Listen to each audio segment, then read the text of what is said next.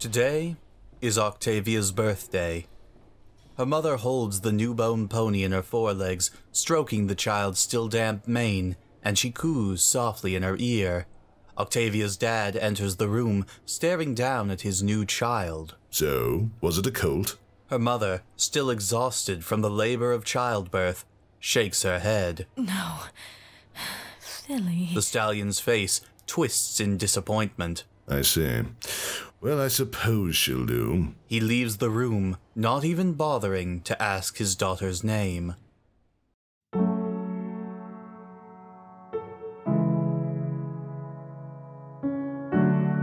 Today is Octavia's birthday. She's turning 6 today, a number her mother has told her is very important. You'll be starting school soon. Are you excited? I don't know. Young Octavia doesn't really understand the point of school. All she knows is that soon she'll have to start spending days away from her mother in the company of other foals, and other foals scare her.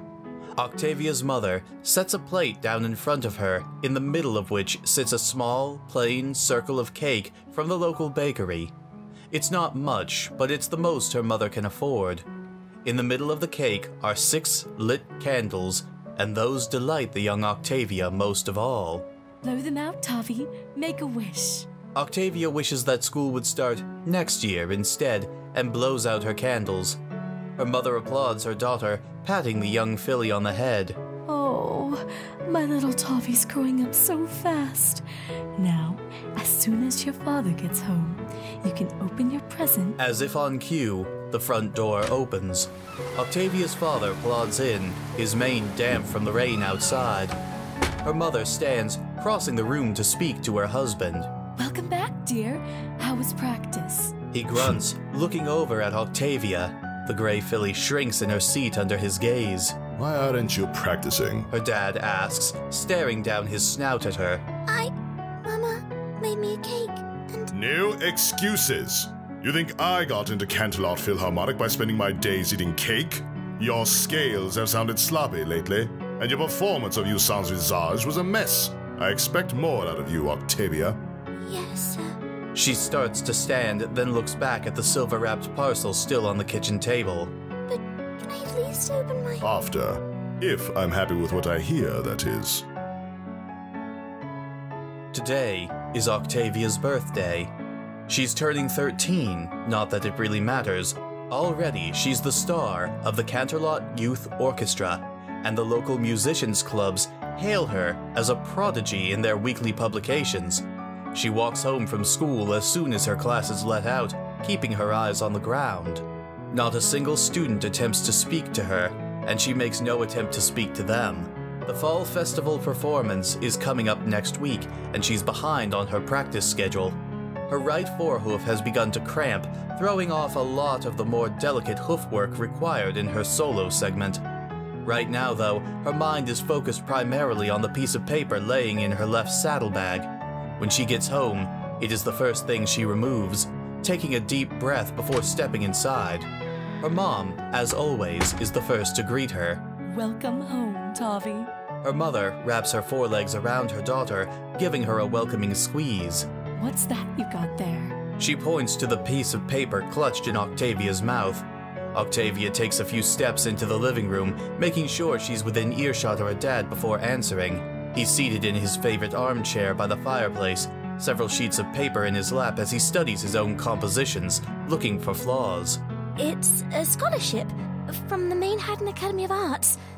They want me to enroll when I'm done with Canterlot Secondary. Her father doesn't look up from his work. It's for a lot of money. He scans a few more lines before asking, How much? 4,000 bits. Ha! Cheapskates. So, can I go? On 4,000 bits? Good luck. Last time I checked, you weren't making anywhere near that kind of money. But can't you and Mum help? Her father looks over his withers at her, then back at his work. Octavia supposed that was her answer and retired to her room to continue practicing.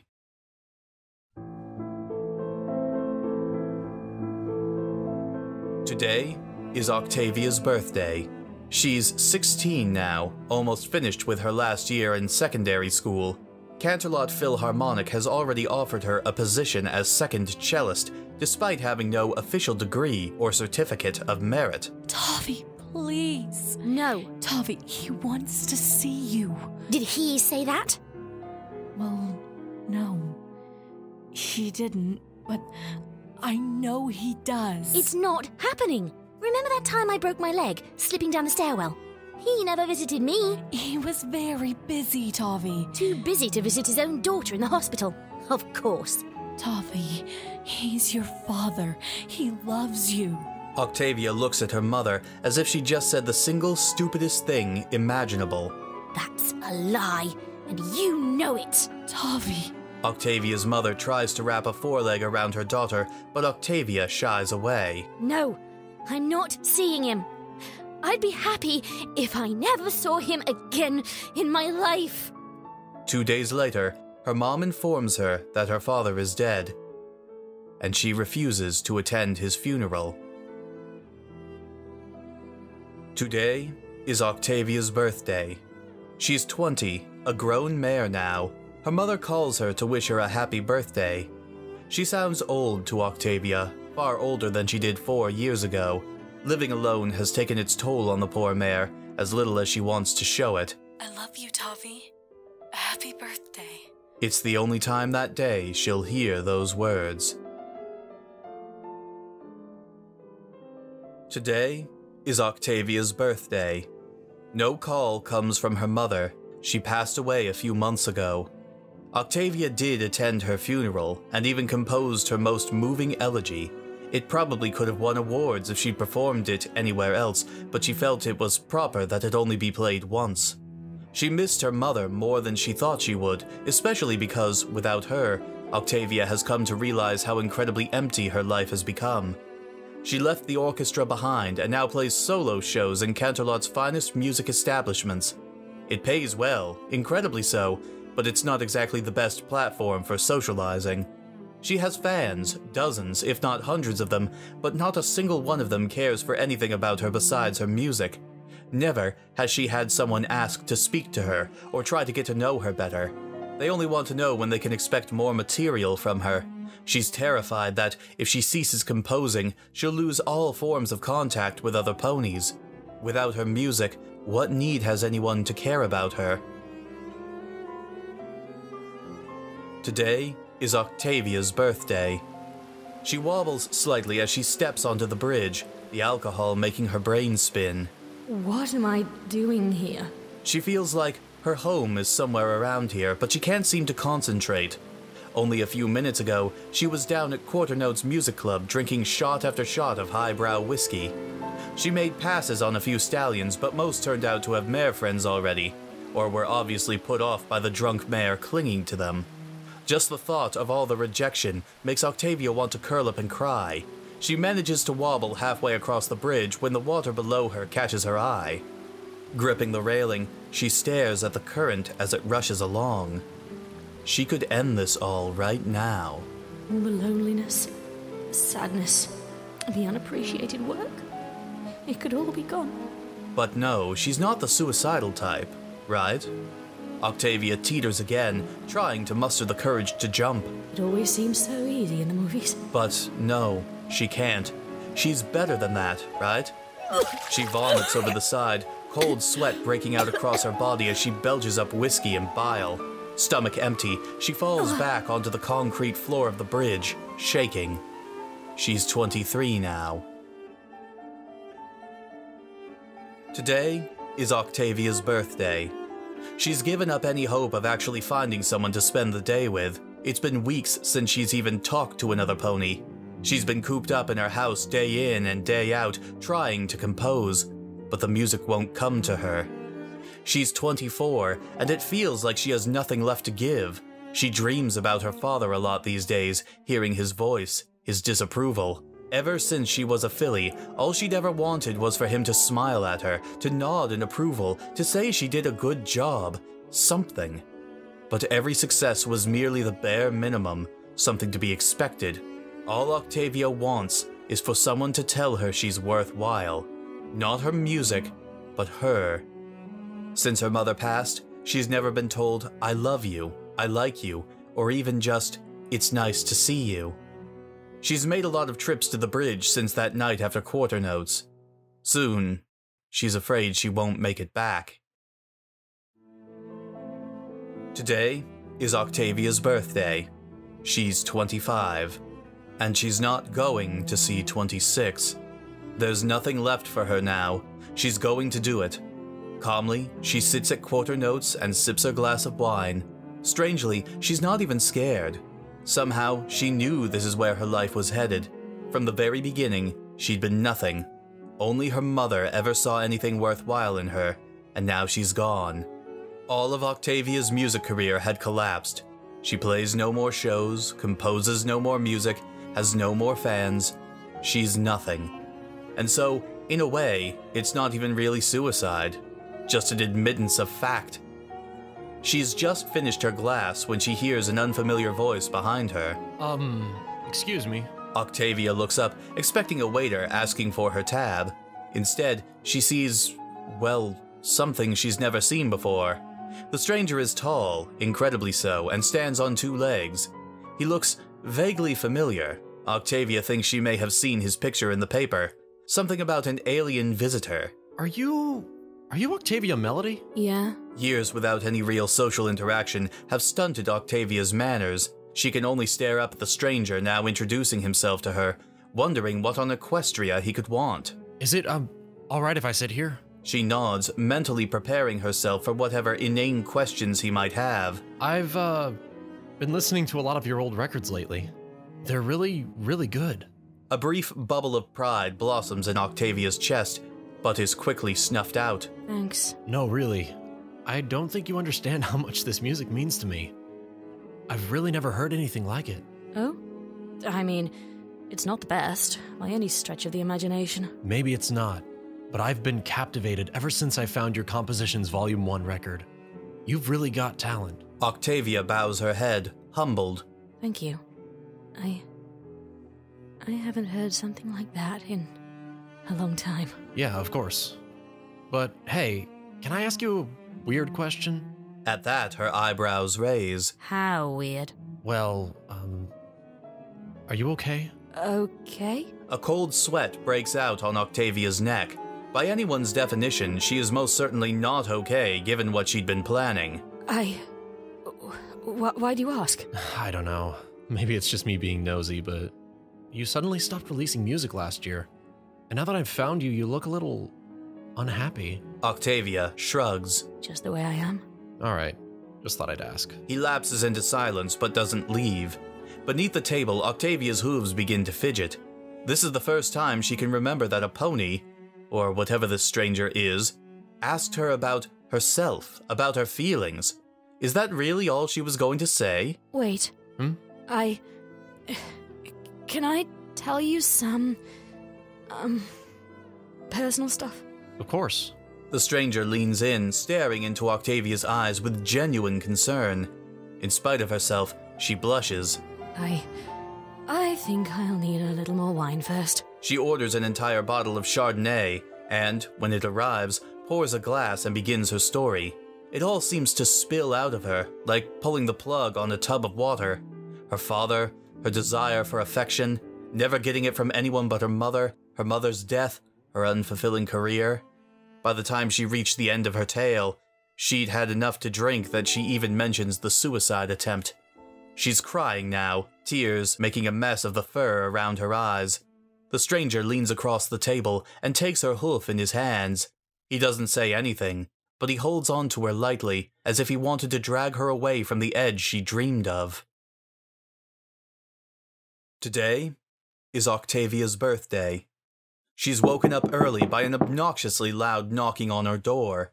Grumbling, she rolls out of bed and heads downstairs to see who the hell it is. She doesn't even pull on a bathrobe, never having been much of one for modesty. Groggily, she opens the door, revealing... Surprise! Anonymous throws the door the rest of the way open, scooping Octavia up in his arms and spinning her in a circle. Happy birthday, Tavi! Anon, what are you... Before she can finish, he kisses her.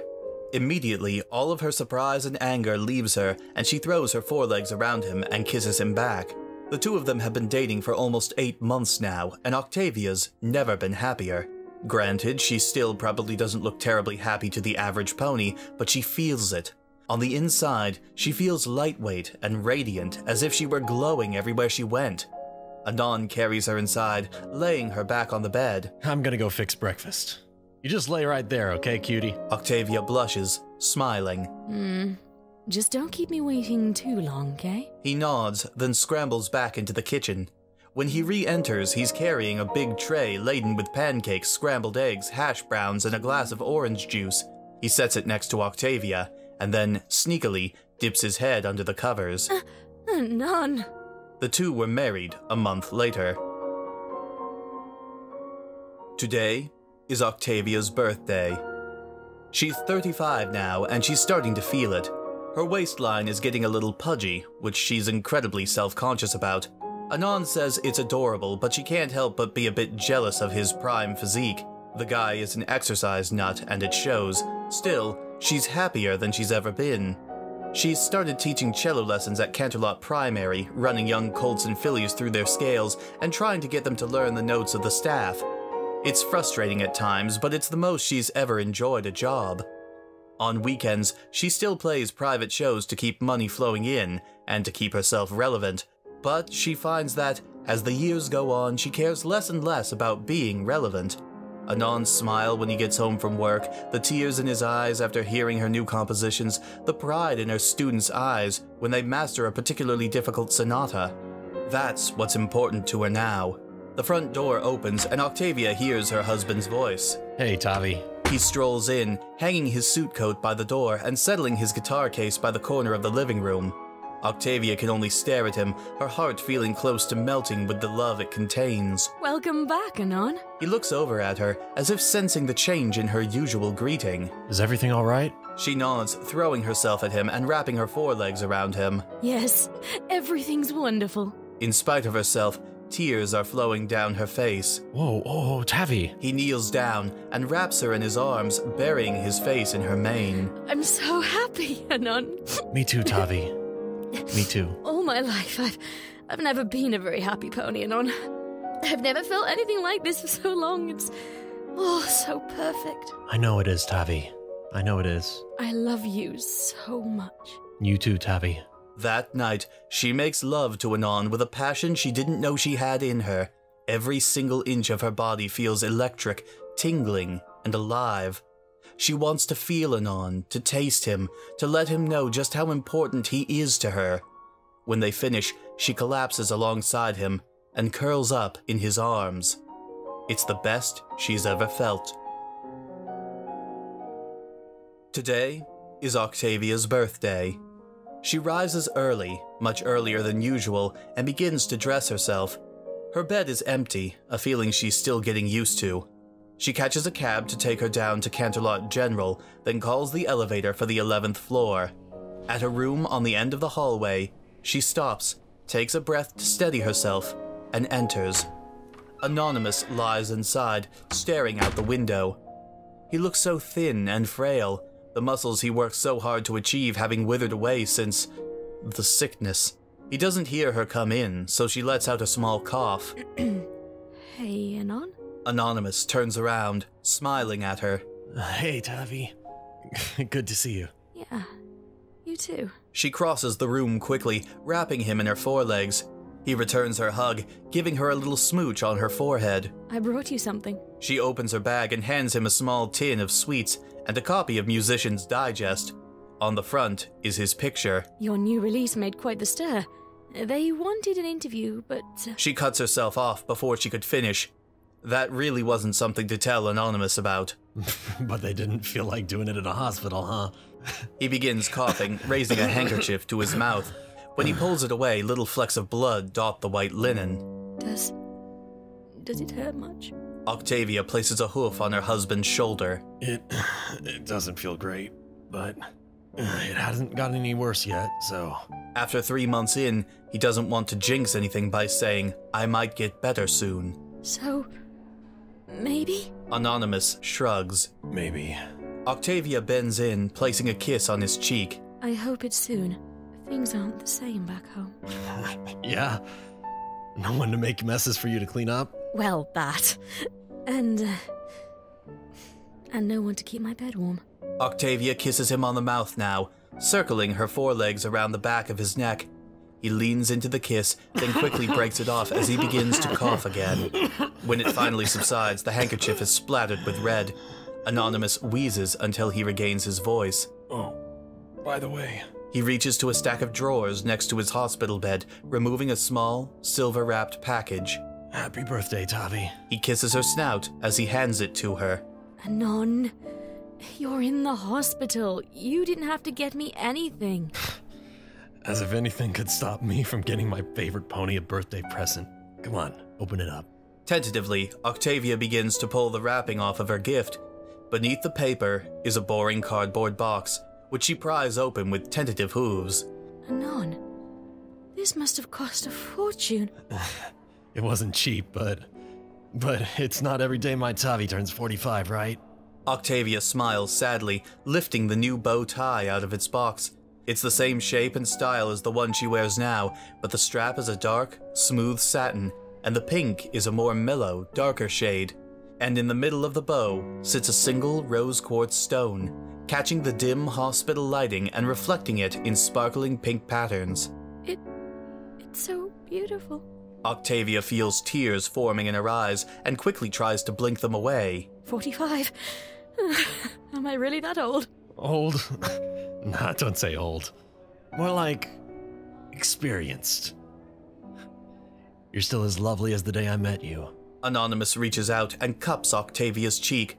She falls into him, embracing him and kissing every part of his face she can reach. Inside, she worries that every kiss could be the last. Today is Octavia's birthday, and her present this year is better than any she's received. By some miracle, Anonymous has recovered. The disease he caught, fairly common by equestrian standards but apparently devastating to humans, left him frail and sickly. His physique, which he was always so proud of, had withered away and his lungs are too weak for him to sing. He can still play his guitar, but the effort leaves him drained after a few songs. Despite all this, he's back. Octavia has to cut back on her performance schedule a fair bit to take care of him, but it's worth it to her. Money's a bit tighter than usual, but it's worth it to her. She misses playing for crowds, but it's worth it to her. The responsibilities of caring for a sick husband often leave her exhausted by the end of the day, but it's all worth it to her. No longer does she have to come home to an empty house. Today is Octavia's birthday. She's 47 now. 50 is so close. Hard to think that 22 years ago she was considering ending it all. Anonymous, I'm home. Despite the pains of arthritis she's begun developing in her hooves, she practically prances inside. Hey, Tavi! Anonymous calls in his thin, raspy voice from the kitchen. She trots in to greet him, throwing her forelegs around his neck for an enthusiastic yet gentle hug. He gives her his favorite sad smile and hugs her back. What's this? Octavia gestures to the dozens of sheets of parchment scattered before him. Anonymous smiles, a little embarrassed. It was supposed to be your birthday present, but, well, it's not quite finished. Present? Were you composing for me? Anonymous blushes. Yeah, I don't have your gift for it, though. Wow. Octavia begins rifting through the papers, stunned. There's so much. How long have you been working on this? Since your last birthday. Anonymous, you're insane. You didn't have to make me all this. No, I didn't, but you deserve it, Tavi. After everything you've done for me. He glances down at the paper, biting his lip. Done for you? Anonymous, I'm the one who should be thanking you. Since I met you, I've never been happier. Without you, Octavia realizes she's never explained to Anonymous what she had planned to do on the night he met her. Can I tell you something, Anonymous? Anything. To reassure her, Anonymous reaches out and places his hand under Octavia's chin. She smiles, leaning her head into the touch. Her smile quickly fades, though, as she takes a deep breath and begins her story. Do you remember the day you met me? I couldn't forget it. It was at that seedy musician club. quarter notes, right? Yes. For a second, Octavia finds herself lost in the memory. The despair, her surprise at Anonymous's arrival, the small glimmer of happiness she'd felt when they talked. She never dreamed she'd end up marrying him in the end. That night, I hadn't been feeling well, and It's so hard for her to admit. I wanted that to be my last night alive. I thought I wouldn't be able to make it through. And then you showed up. And Before Octavia knew it, she was crying. She collapsed into Anonymous's arms, weeping. I don't know what I would have done without you, Anonymous. Everything in my life was in shambles, and you fixed it all. You didn't need to work this hard for me. Just the fact that you exist, that you loved me when nobody else did. That's enough. She nuzzled his chest, smearing her tears across Anonymous's shirt. Her husband squeezes her in his arms, burying his face in her mane. Tavi, I had no idea. I know. I'm so sorry I never told you, but you have to know. You almost died, Anon. I almost lost you. Without you, I'd be nothing. At that, Anonymous's grip slackens. Tavi, He holds her away from himself, looking her dead in the eye. both of us know that's not true. But it is. You are an amazing musician, a wonderful teacher, and the best wife any man, human, or pony could ever ask for. You'd be that with or without me. Octavia's face feels hot and flushed, and she can tell she's blushing like a school filly. I mean, maybe I am, but I need you too, Anon. He smiles at that, planting a small kiss on his wife's snout. And that's why we're married, silly. Now, sit back. He sets her down, and Octavia grabs a chair from the kitchen table. Anonymous begins arranging his sheet music in front of him and grabs his guitar up from the floor. Now, it's not finished, but I tried to make a song about how I feel about you. It won't be perfect, but, well, I hope you'll like it. He clears his throat and checks the tuning of his guitar. Happy birthday, Tavi. Octavia folds her forelegs into her lap and watches Anonymous as he plays the first notes of his composition. His disease has thrown off much of his finger strength and coordination, so it's a bit shaky. But the beauty of the music shines through, seeming to fill Octavia's soul with dozens of sparkling lights. She can feel tears welling up in her eyes as Anonymous pours his soul out to her in musical form, his brow furrowing as he tries to keep his hands from shaking. Just as the music begins to sweep up to a stunning crescendo, his hand locks up, and everything falls apart in a series of misplayed notes. Anonymous hangs his head, ashamed. I'm sorry, I thought I could... Octavia interrupts him with a kiss, jumping up from her chair and throwing her forelegs around her husband's neck. No, that was perfect. She peppers his face with kisses, her spirits soaring and her heart racing. It was amazing, Anonymous. So amazing. That night, in spite of Anonymous's frailty, the two of them make love with a passion they haven't felt in years. When they finish, Octavia curls up at Anonymous's side, breathless and lightheaded with how much love she feels. Her life was never meant to be this good. Sometimes she becomes convinced that this is all simply a dream she'll only wake up from. Next to her, Anonymous snores peacefully, exhausted from their coitus. Octavia places a kiss on his neck, relishing the taste of him. So happy. How could a mare like her ever be this happy? Today is Octavia's birthday. She and Anonymous have finally moved out of the apartment they'd lived in for almost 30 years and into one a bit smaller and closer to Canterlot Primary. She'd given up performance completely, the energy required proving too much for her. She's 51 today. 51 by some miracle. Since her 45th birthday and her confession to Anonymous, she's almost never thought of that one night where she considered ending it all. But today, she allows herself to dwell on the memories, if just for a little bit, to think she was really ready to ensure she'd never see another day. Had she done so, she'd never have met Anonymous, never started teaching, never made peace with her anger at her father. Octavia shudders slightly. She's a lucky mare, isn't she? Today is Octavia's birthday. She's 55, and she's finally beginning to feel it. The school board has called her in to receive another Outstanding Faculty Award. She accepts it gladly, staring out at the sea of smiling students, past and present. By now, she must have instructed hundreds of ponies in the playing of her signature instrument. Some stopped after a few months or a year, and some clearly hated it, but a few have gone on to surpass their teacher. Next to Anonymous's love, her student successes, and love of the cello are the things that give Octavia the most happiness. As she accepts the award, a thunder of applause goes up from the audience. Octavia smiles, and a single tear rolls down her cheeks.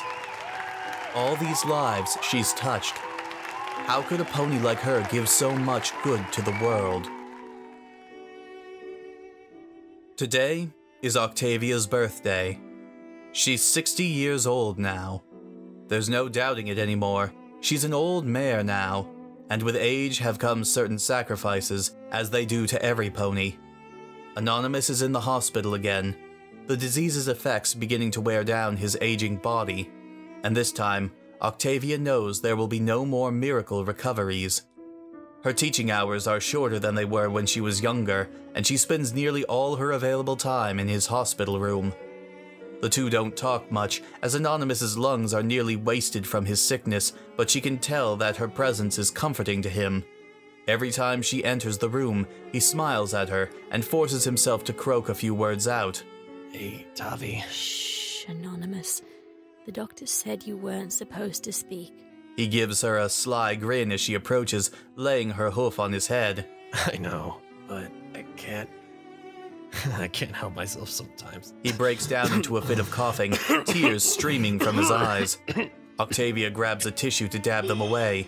It breaks her heart to see him like this, his strength so completely sapped from him. She waits until his coughing has died down, then kisses his forehead to help him calm back down. Weakly, Anonymous raises his arms to embrace her. The two stay there like that, neither bothering to speak. As they've gotten older, they found verbal communication to be less and less necessary. Sometimes, just being there with the other, feeling their presence, is enough. It's made all the sweeter and all the more bitter at the same time, because both know their time together is drawing to an end. Today is Octavia's birthday. There are no presents for her today, and the birthday wishes come only from her students. She appreciates their visits, but the one person she'd like most of all to hear a happy birthday from isn't around to say it. The cab pulls up in front of the cemetery without a sound, as if the driver didn't want to disturb the somber atmosphere. Octavia steps out, moving slowly on aching, aged forelegs. She walks slowly past the rows of headstones, scanning their names. Even though she knows exactly where Anonymous's grave lies, she still habitually checks the names of each headstone. She muses over what each of those ponies must have been like in life, wondering how often their loved ones come to visit, if they even do. When she reaches Anonymous's resting place, Octavia kneels down and sets a single lily on the ground beneath his headstone. She misses him more than she ever thought she could miss anything. But it's not the kind of grief she expected to feel. Every day, she feels Anonymous missing from her life like a hole in her chest. But his loss has not brought her despair. Instead, Octavia feels almost estranged, as if the two of them were merely separated. As the days have worn on, she feels more and more as if he's simply somewhere nearby, waiting for her. Oh, how she wishes it were true. Today is Octavia's birthday. She's 70 years old. Her entire life feels like a sunrise. Simple, peaceful, and tinged with a subtle beauty. She can no longer make it to school every day, but continues to teach lessons in her house. Her students bring her food and give her the company she needs. It's been nice, but she knows it won't last long. At the end of the day, her chest hurts a little more than the day before, and her legs have a bit more trouble hauling her into her room. She's slowing down, and soon she'll stop. Today is not Octavia's birthday. In fact, it's quite the opposite. 2 months ago, she was admitted to the hospital. It appeared that some vestiges of the disease that took her husband had taken hold of Octavia, and in her old age, she could no longer fight it. Doctors fussed over her plenty, but she could tell it was a formality to them. Even if they got her through, she wouldn't have long anyway. Her time in the world was coming to an end, and Octavia knew it. Strangely though, she didn't really mind. 45 years ago, she was prepared to end everything in one final act of desperation. If she could face death then, as a young mare, with the world still ahead of her, then facing it now as a stooped, old mare with a life of love and success behind her is nothing. Octavia smiles to herself, looking at the little plastic shelf next to her bed. It is filled with get-well cards from her students, present and former. There's been an endless stream of visitors to her hospital room, from young fillies and colts just learning their scales, to ponies that Octavia trained into world-class musicians. They've all told her they hope she'll be out soon, but she can see in their eyes that they know it won't happen. Her time has come. Everyone who's seen her can feel it. Octavia's smile widens. Her funeral will be well attended. She coughs, a cough that leaves her drained and so incredibly tired. Her eyelids begin to droop, but it's not sleep overtaking her. Octavia can feel Anonymous's hand holding her, carrying her over to whatever mystery may lie in wait. Fingers lace themselves through her mane, and he cradles her against his chest as the two of them set off together. Octavia allows her eyes to close. She's going to see him soon. The end.